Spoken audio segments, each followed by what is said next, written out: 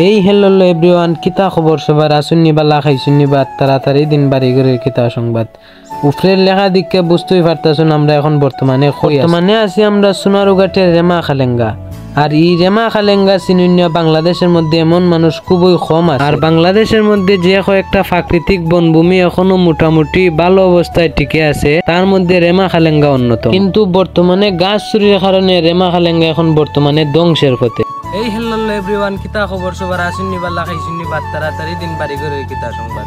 বর্তমানে আমরা যেই জায়গার মধ্যে দাঁড়িয়ে আছি এটি হচ্ছে আমাদের রেমা খালেঙ্গা। তো আপনারা সবাই আমরা লগে থাকুন, ধন্যবাদ সবাই। তো খালেঙ্গা যাওয়ার বাদে একটু সামনে গিয়া ওই একটা রিসোর্ট হয়েছে, আর এই রিসোর্টটা অনেক সুন্দর, তার মধ্যে বসার স্থান আছে। আর যারা যারা দূর দূরান্ত থেকে আইন তারা এই রুমের ভিতরে থাকতে পারবে। আর এটার ভাড়া সর্বোচ্চ মনে হয় 15 থেকে 2000 টাকা নিব। আর বর্তমানে আমার পিছনে যে ঘরটা দেখতে পারতেছেন এটা হচ্ছে রেমা খালেঙ্গার দ্বিতীয় রিসোর্ট। মানে টাওয়ারও যাওয়ার আগে এটা একটা আরেকটা রিসোর্ট, এখানের মধ্যে অনেকে থাকতে পারবে।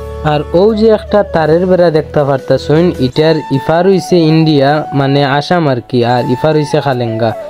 তো এটার মধ্যে আমরা ভিডিও করতাম আসতাম সামনে গিয়া, তো রেব আসিল, রেবের কারণে আমরা ভিডিও করতাম পারছি না।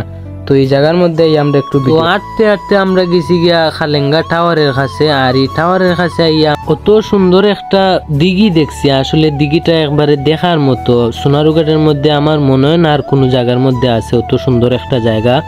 আসলে হয়তো রানীগাঁও থাকতে পারে, কিন্তু এটা একবারে প্রাকৃতিক একটা জায়গা, অত্যন্ত সুন্দর এবং মনোমুগ্ধকর জায়গা। আসলে কোনো মানুষের যদি মন খারাপ থাকে তো মন ভালো করার লিগে এই জায়গাটাই যথেষ্ট।